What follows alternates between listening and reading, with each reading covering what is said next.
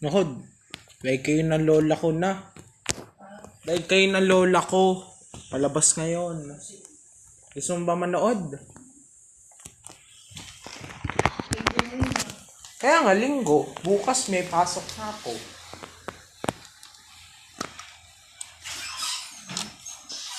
Ay!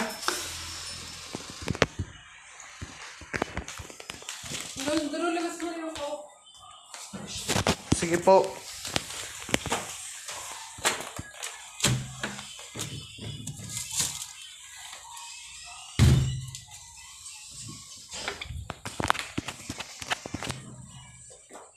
Tet. Ay. Ay, sakto. Hindi pa pala. Pero nag-decide na ako. Decide ka na. Buksan yung TV. Balita.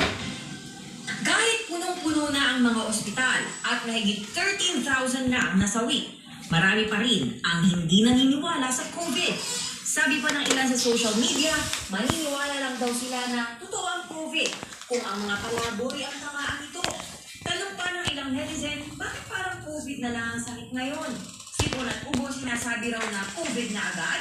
Na-ospital sa asthma at kalaunay namatay, COVID daw ang cause of death?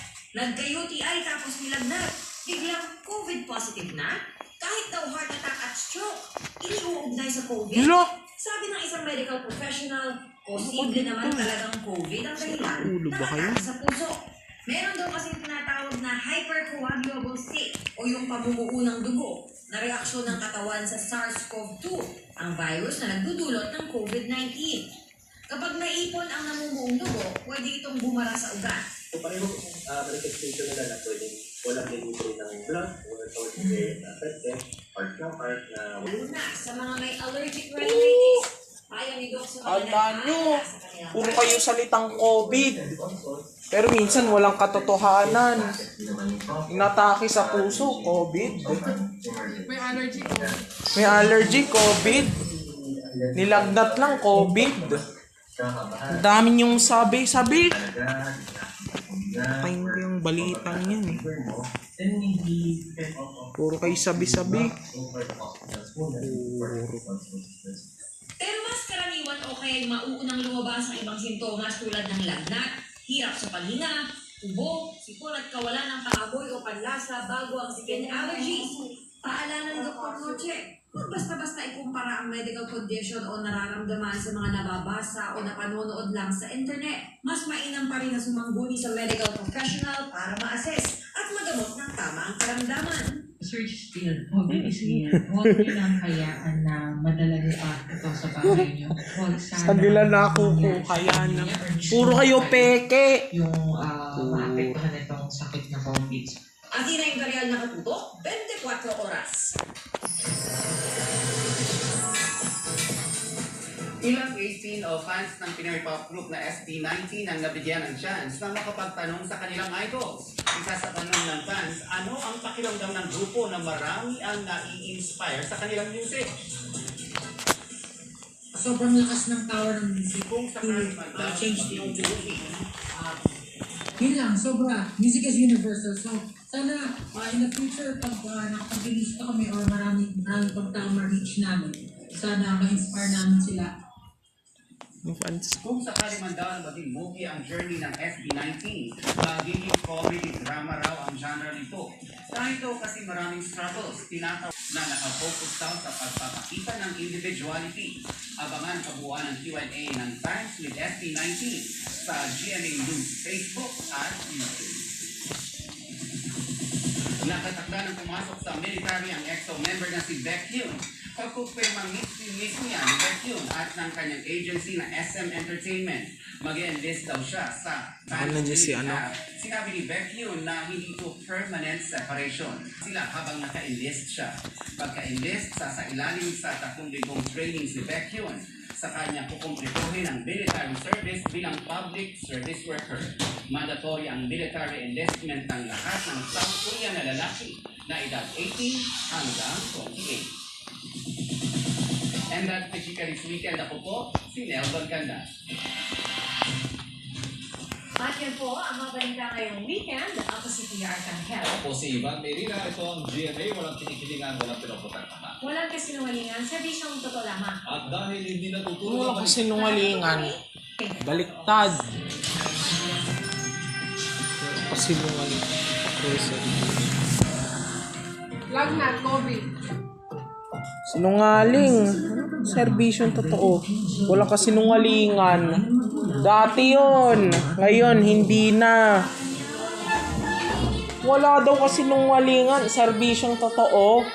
Eh, yung mga sinasabi. COVID. pa na lang 3 araw na natitira. Pagkatapos Nagkakapera sila. ganap ka naman. Tama.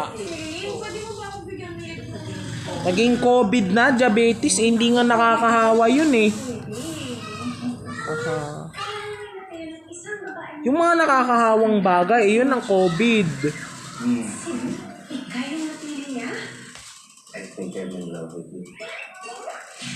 Buhay to, malas-malas ko naman. Pangit na ng pagmumukha ko. Nalaliglig ko yung cellphone ko. Oo!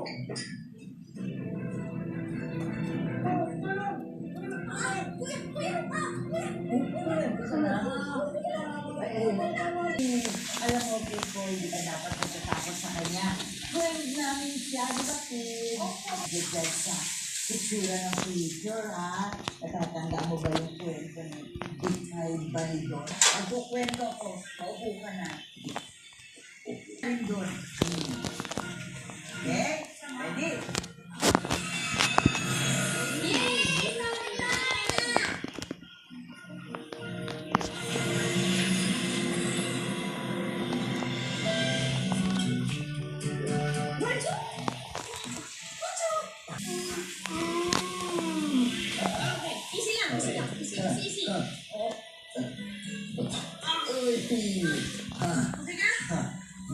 Solid? Ano ba kasing natripan mo eh? Munti ka na ng malaglag dyan. Ay, hindi. Kasi kanina kinukuha ko yung cellphone ko. Nalaglag kasi. Ha? Maawag ka pa ulit. Thank you, Sensei. Yeah, thank you, Well, yung kasi, actually nalaman ko yan dahil sa... Na-mention ang cousin ko na si Mateo. Na-mention niya yan, yeah. You know, we're very close and, you know, like we're everyone. Hindi po ako ni Mateo sa'yo. Yeah. Yeah. Natamunan ko ka talaga kasi, siyempre, sinave mo yung buhay ko, saka tinulungan mo ko na ulitin ko. Salamat, Thank you.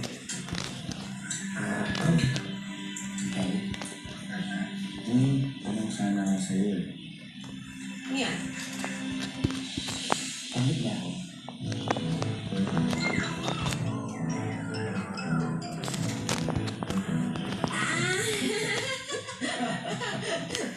Kasi nga, graba ni Mateo.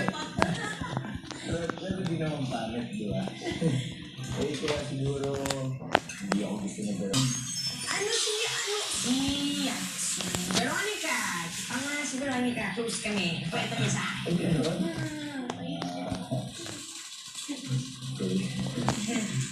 Na-discover na ni Wancho na si Bikay, si Veronica. Sigurado ko, hindi naman ako gusto si Bikay. Tara, Bikay. Dito, let's chill dito dito. Wow, dan mo to. Yan.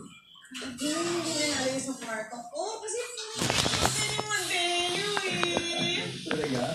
Thank you, Sorry na hawakan ko. Okay. Yeah, okay lang. Magdamagan, ginawa ko yung isang buwan.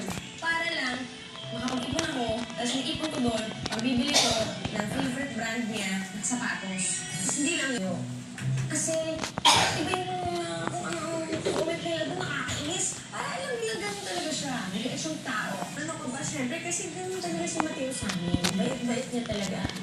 Sa totoo lang, yung nga sa kanya, perfect eh. Hello?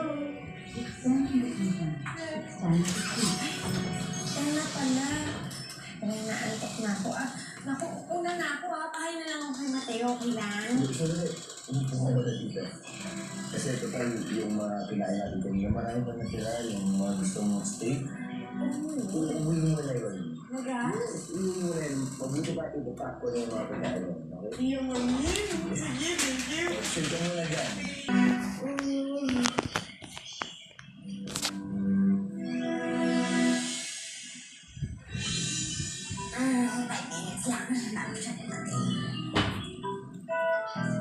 Alden.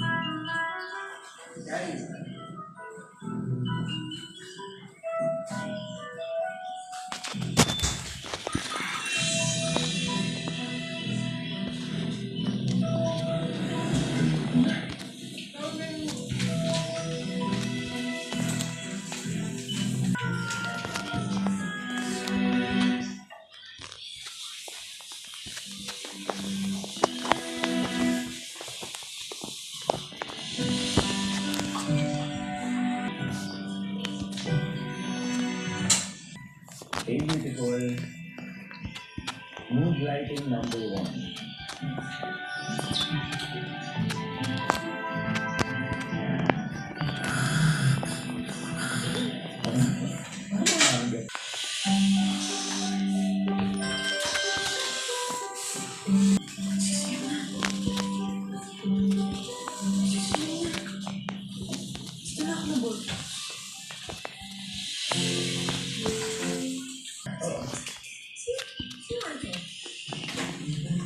Si Wancho. Nandun, sa mga nagpapahinga. Oo. Sige po, sabi nila sa kanya sobrang salamat, ha? Tsaka sa pati daw.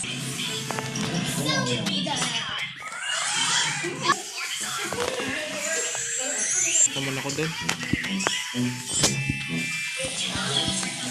Ito yun, ito yung nanay namin. Erin.